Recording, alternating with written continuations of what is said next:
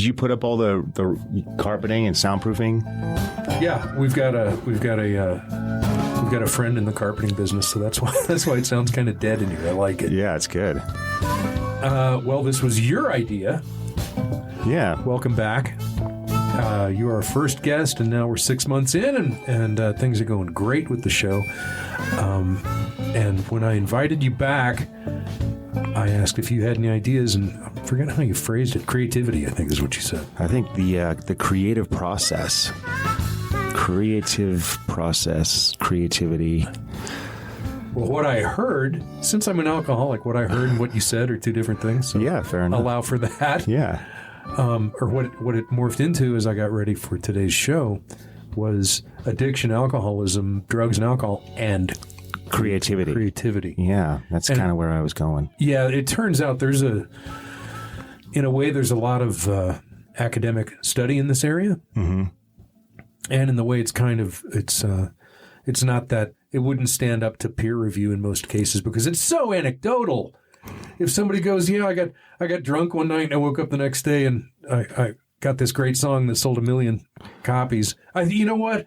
I'm going to start there. Keith Richards, I read his book, which I don't like it as much as some people liked it. I'm a big Stones guy, a big Keith guy, but that book I got problems with. And he says that he woke up, this is like 1965. Yeah. He had a little tape recorder, whatever, a primitive cassette type tape, maybe it's a little reel-to-reel, some personal recorder in the mid 60s, and he woke up the next morning and the riff to Satisfaction was on there. I think he was asleep with a guitar in his lap and so probably bought him a house in France, didn't remember writing it. So who am I to say?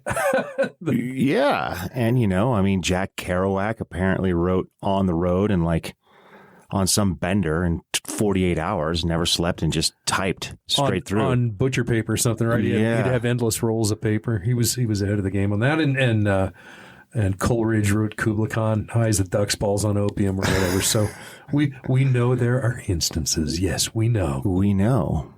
And I'm not here I don't live in a world where nobody ever drinks or does drugs. That's not the way the planet Earth works.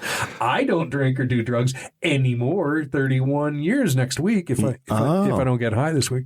I have no intention of it. And what do you do with a thing like that? It's a hard topic to get your arms around, isn't it? It's huge, and I think it's so experiential too.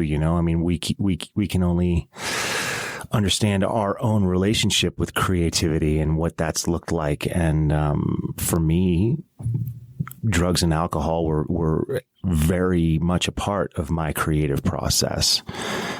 Being a musician, being an actor, there were times where I'd come home from work and do a bunch of drugs and drink a bottle of wine or whatever I had on hand and write a bunch of music. And I felt that, the booze and the drugs were definitely part of the key to unlock my creativity. When I got sober, it was about 4 years before I could write one bar of music. It was dead for a while in me, actually. And I had a bit of a crisis around it, a little, just, oh my God, am I never going to write music again? And, and that's fine, I guess, my sobriety is worth it because it's the best thing that's ever happened to me. But I was terrified for years. I'd pick up the guitar and play all my old songs and try to do the things that I used to do to get some creative juices going, and they just would not come. And it was really hard for me.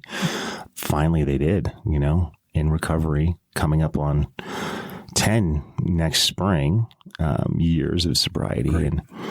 And I've been better than ever, actually, with the creativity. My experience with you as a creative guy has been live theater. I've been in the audience for 5 or 10 of your performances. I'm a fan, and not only Tennessee Williams and Mammoth. Did he write the one about the president, the vice president? Who wrote that one? Yeah, Mammoth. And 3 or 4 of the Bard. You didn't ever do any of that drunk or high, did you, back in the day? Shakespeare Live? Shakespeare, no, but I hadn't done Shakespeare in a while, so my addiction hadn't fully taken root in my life the last time I had done Shakespeare. But when I was living in New York, I was doing off Broadway, shows you never heard of, or there was a Shepherd play I did, and I was, I'd go down to the bar around the corner and have a shot before the show. Okay. Not regularly. I wasn't performing drunk, although I did regrettably do that once in California. Yeah, and I actually potentially could have harmed somebody. There was a lift where I had to, carry someone, pick her up and carry her and place her into a chair, and I almost lost my footing. Shit! Okay. In front of a live audience. That's one of the darker sort of feelings I have about my bottom. That was when I was bottoming out, and so yeah. I wasn't above having alcohol in my system when I was performing, and with music, playing in bands in LA. I always had a beer and a shot on the stage, and I'd always have a good buzz going. Loved it. Okay. I was, I bottomed out when my playing career was at its hottest. Yeah. It cost me everything. Yeah. And I just couldn't quit. I wasn't having any fun at that point with the stuff anymore. And I certainly didn't, a lot of my work was playing rhythm in a pretty goddamn good band. Yeah. And so to be, it messed me up and it made me worse. Oh yeah. And as time went on, instead of getting better, my playing was getting worse. And I know this because I can see films and I can hear recordings of it. It's like, well, there it is. In case you think. So, what I think is like for somebody whose job is kind of, tempo and heartbeat and staying steady and being too high to do that at my best. I think it's kind of like, have you ever noticed on airplanes, I see a lot old guys with toupees. Oh yeah. And you go, because you're in back of them where you can kind of see the seam and stuff. You're like, this is what this is what looks good to you, huh? You looked at the mirror before you left the house and said, got it. I think what happens and they said this in I've had to work off a few tickets, not DWIs, but speeding tickets and stuff, and they bury you with DWI information in those classes. Yeah. And they say the same judgment that gets impaired as you drink is the judgment you use to go, I got this. Give me my keys. I'm good. And so that's what I meant about the toupee thing. As your eyes get shitty in your 60s and 70s and your hair goes away, you lose the ability to look in the mirror and go, make a good judgment. Yeah. Yeah. On a hairpiece. And so, look, both things are true. Millions of people in the West especially have used the idea of having some alcohol or some weed or some drugs to kickstart the creative process, and they'll point to examples and go, oh, no, did it for me. That's probably true. It probably is true. For addicts like me that just get swallowed up by the substances, what's the upside of that? I can't think of any upside. There's self-medication, maybe. People say in meetings sometime that my problem was sobriety, and I get that. If you felt the way I felt when I was sober, you'd have gotten high too. I understand. Yep. What that means, but that doesn't make you better. Or I have had musicians say, "Well, look at Willie Nelson, look at Paul McCartney. They've been high on weed since before you were born, and they seem to be doing all right." Well, I also knew a runner in college who was faster barefoot than any guys twice his size with expensive gear and training were, because he could just fucking run. Yeah. So if you got a Mozart level talent, you've got that talent. Yeah. Is the weed helping or hurting? Well, who's to say? Who's to say? Yeah. I'm not Mozart, so that stuff, cost me. And it cost me jobs. Yeah. It plain old cost me jobs. Yeah. Of music work. I was told to show up straight, and I didn't. Like, bye. Yep. Who does that help? And, my first exposure, I was a child when Hendrix and Joplin and Jimmy died. They were kind of the big three. Yeah. And I was a kid, but you remember it. They were so famous, and my brother was born in the early 50s, so I knew who all these artists were. I've heard the records around my house, and I don't know the capacity of a 10-year-old to understand people dying of drugs and alcohol. But now, people I know or people whose music has meant so much to me. Yeah. I remember, I didn't expect to talk about this. When I was nearing the bottom, I read Wired, the Bob Woodward book on Belushi. And it said that he was getting his stuff. Does Miller's Outpost even exist? That's probably one of those chains that's gone the way of all flesh. Oh, wow. Yeah, I haven't heard of that in a while. They said, he used to meet his man at Miller's Outpost parking lot on Robertson. I'm like, me too! And it never occurred to me. I'm like, yeah, this is the guy who died, at 33. And I'm like 30 reading this going, look, me look how cool I am. Yeah, look at what we got in common, man. Oh, my God. I'm rubbing elbows with the stars by scoring in the same parking lot. Great right? thinking. Part of why we, I guess, for me with the booze and all that, I had so much noise in my head and so much, there you go, just so much clutter and so much, it just felt like there was, trying to roller skate and the noise in my head was like gravel in the road. Like I just didn't have a smooth anything, talking to new people, trying to, communicate my thoughts, trying to talk to the pretty girl at the bar, and Sure. Alcohol and drugs for a while quieted a lot of that. And, maybe with the creative process, alcohol, drugs, quiet some of the noise, that helps us sort of hear the creative voice. Maybe, I don't know, maybe that's where the link was for me. I sort of quiet my own self-absorbed kind of negative self-talk or whatever. And I could access something. Relaxation, sleep, self-medication. Yeah. And I've got a list here that has those and social rituals, pleasure, or simply habituation or addiction. So the old thing about, the drink takes the man was well established for me. There was no more choice left in any of this stuff. Oh, 100%.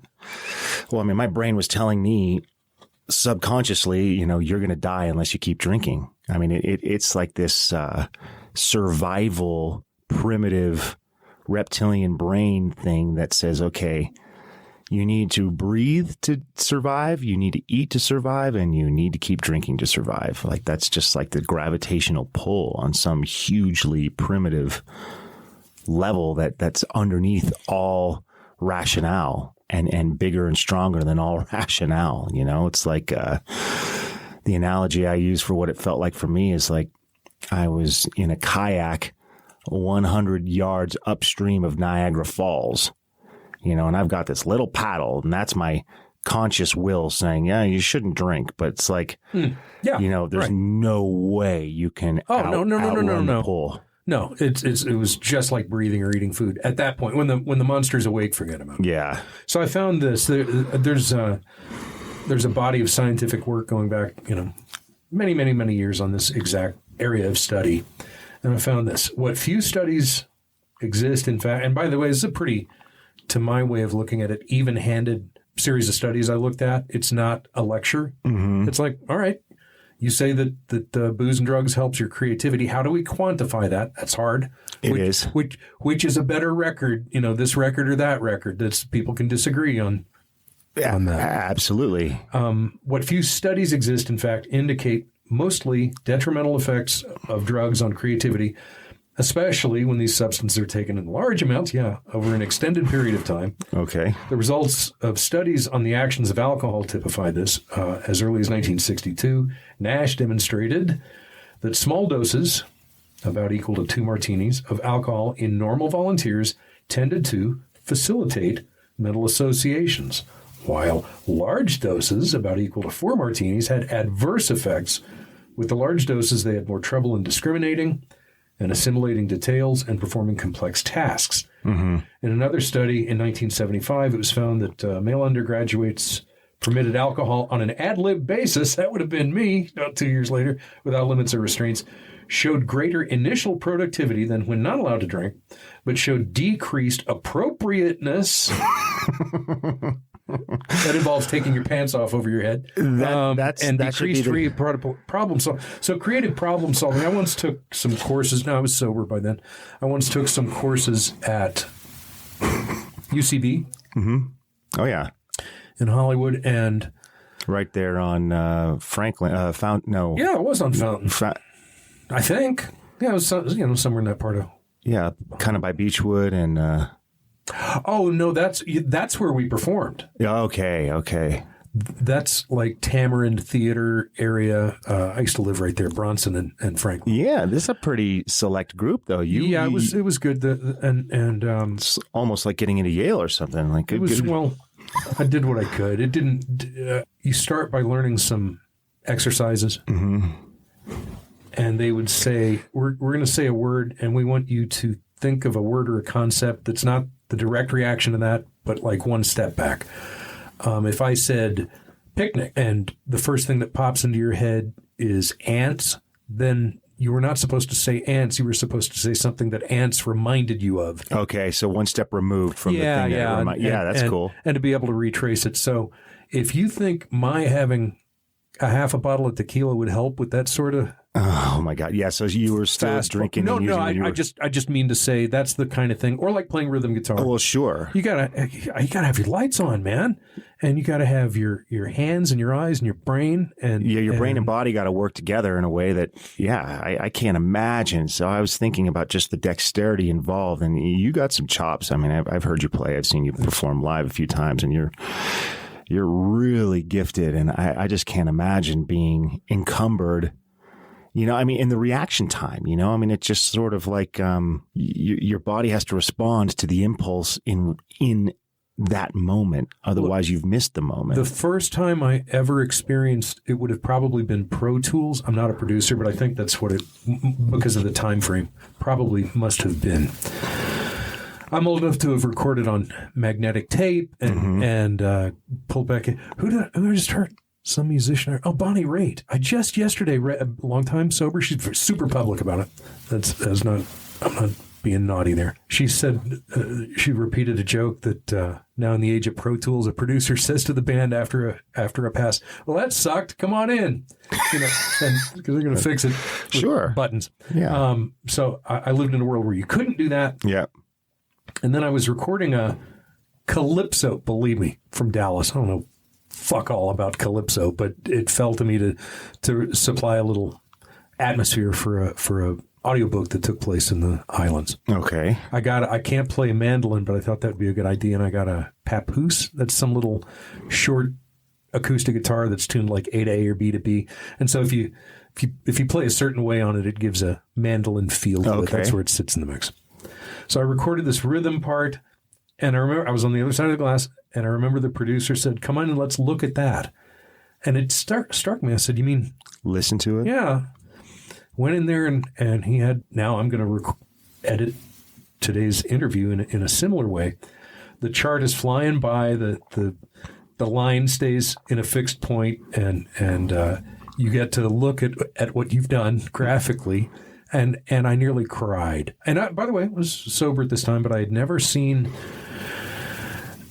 It was a chank rhythm part, and I was a little early, right on the time, a little behind. I like to live just a sheet behind the beat, but the same every time. Yeah. Not a little behind on it, a little ahead, a little behind on it, and it was like looking at yourself in a bathing suit in bad lighting. You're like, yeah, I got some work to do. And so fortunately, if you're sober, you can go to work on these things. You can listen to it back. You can watch it on a Pro Tools type situation. But for me, the idea that trying to play on time the way I like to and have it be consistent, the more shit, even if I have a headache, even if I haven't had a good night's sleep, I get way worse, let alone drunk. Absolutely. Are you kidding me? Yeah. Now, I remember the guy saying, "We can fix it." I was ready to go back in, and that's the hell of the studio is when you're drowning, you have to get better. Right now with the red light on. Right. Costing thousands of dollars. Well, mostly just like acting or anything else. When you start to get in the weeds as an actor on a big job, Yeah. And on a big set with a ton of crew, and they're like, well, those 2 takes were not so good. Let's try it again. And you're like, no, I need to get better, not tighten up and get worse. It's not for chumps. Nope. But this fella just said, okay, we're going to pick this point. You know, it was just like 4/4 time. It was nothing. Yeah. Nothing tricky at all. And he said, okay, you want it just a shade behind the beat? How's this much behind it? Tin-tin. I went, sounds good. And he goes, I just pushed the button. Now it's all like that. We're done. You can nudge it. Yeah. Let's go to dinner. I'm like, so there's the Bonnie Raitt. That sucked. Come on in here. Yeah.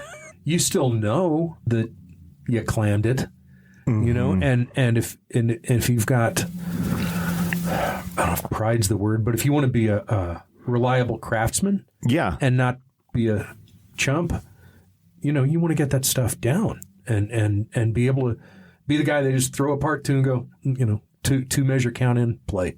Well, and that's part of the obsession of pursuing an art form like music, playing guitar, playing piano is you want to get better. You aspire to, I feel, to be as good as you can be at whatever it is you want to accomplish. You know, I mean, I never had a lot of chops with respect to playing solos or any of that stuff. But like I prided myself on writing interesting and cool grooves or creating a beautiful mood or something like that.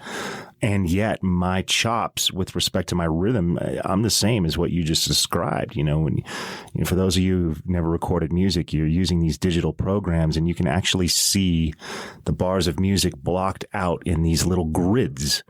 And then when you're recording a piece of audio, it looks like this sort of organic kind of stretched out wave file. And when you strike your instrument, you can see the wave file. Looks like throwing a tomato at a white wall. Yeah. You see a big blob where you strike the instrument, and you can, what Sherman's saying is you can see whether or not those blobs are on the grid or behind or before the line where it's supposed to be on. And, you know, it's actually really hard to keep time. I mean, I'm always a little bit, I like having a loosey-goosey feel and not having it sound too computerized, but I'm way off. I mean, my time is terrible. But I aspire to get better, try to do the work. Back to the groves of academe. In an anecdotal study, that is so the problem with studying this stuff. Yeah. I mentioned to my significant other today's topic, and she said, I wanted to be Ginsberg. Yeah. Well, we all want to be.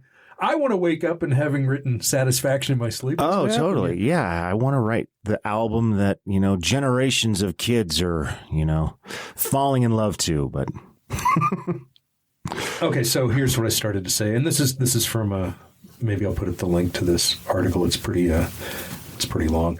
In an anecdotal study with 17 artists who drank, Rowe, in 1946, Geoff, found that that's when I was just a kid. Stop it. Found that all but one regarded the short-term effects of alcohol as deleterious to their work, but they sometimes used it to overcome various technical difficulties. The general sentiment was that alcohol provided the freedom for painting, it's that kind of artist, but impaired the discipline. Okay. In a more extensive study of 34 eminent writers, Ludwig in 1990 found that more than 75% of artists or performers who drank heavily experienced negative effects from alcohol, either directly or indirectly on creative activity, particularly when they did not refrain from drinking when they were working. More positive effects of alcohol were found in a small number of cases among those who used it in moderate amounts early in their careers to remove certain roadblocks, to lessen depression or mania, or to modulate the effects of other drugs. Well, there you go. This probably doesn't help me or anybody else. But when I'm reading about creativity, I'm super Beatle. I'm Beatle to the bone. I think about them every day.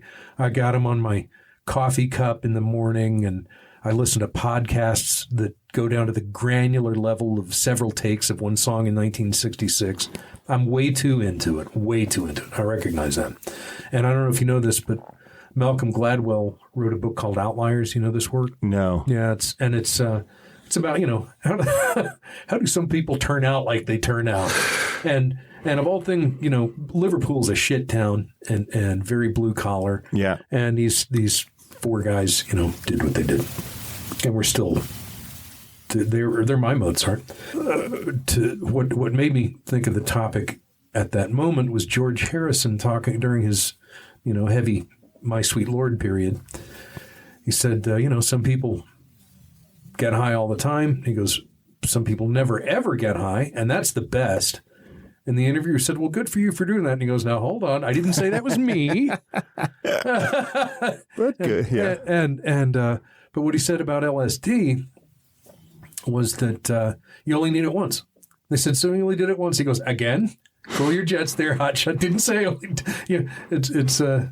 I've got 6 jumps of skydiving. Somebody asked me the other day about what it was like. I said, well, the last 5 put together times 1,000,000 weren't as cool as the first one. There's something about that. And I don't know, when acid was legal and it was used by the medical community to treat depression and addiction and things, I don't really know a lot about that period of history, but I know it existed and I know people did it. And I knew it was like treating diabetes or something. They weren't, I'm told, using it to rage. They're using it to try to cure depression's an ass kicker. Right. Addiction's an ass kicker, and they were fumbling around in the 1940s to see if this would help. I think that's been said more than once, that if there's an upside to having seen the world through the lens of lysergic, that you don't need to do it 300 times like John Lennon did. Once is if you're going to get anything good out of it, once is enough. Did you ever do acid? I don't know, Jeff, and here's why I say that. I grew up in the 70s in Texas. It was the wild, wild west. I definitely bought things and ingested them under the impression that it was this or that or the other. But do I really know? I was a young moron, and I was purchasing these things from other young morons. Yeah. What was actually in it? I didn't run it to the lab, I can tell you that. Yeah. But I feel confident in saying that I tried tripping a few times. It was not for me, but I did it a few times because I was a young drug and alcohol addict and living in a time where you just give me that, $10, here we go, fix my head. Yeah. And horrifying now to think of the risks I took and what I might have done to my body, my brain. I don't know. Yeah. Yeah. I've got these stories I've heard about people that, are at parties and they're handed something and they, ingest it and then ask questions later. And, I know one gentleman who's just an incredible guy from the rooms. And, he's got incredible lasting physical effects from something he took at a party 30 years ago. I'm going to end the way I started. This is not Sunday school and this is not a lecture. This is me. I only know what I've been through. Mm-hmm. And in recovery, there's an undercurrent of facing our past, straightening out the things that we can straighten out and not regretting it. And all I can tell you is, for me, I don't see a time when I won't regret having been high through all my 20s, that my life might have taken a different turn if I hadn't been impaired for all those years. I sometimes envy people who get sober really young, and because they can stick with it. I've been deeply involved with people who got sober as teenagers or 20-year-olds and stuck with it they got it. Yeah. And they stuck with it. Boy, for addicts and alcoholics, that's the way to go if you can. And I like being a sober drunk. Yeah. I like having. I love it. I like having learn the things that we learned. We're not like the other little boys and girls. We're zebras. We look like horses. We can hang out with horses. We're not horses. Oh, no. Thanks for coming back, my friend. My pleasure. Thank you.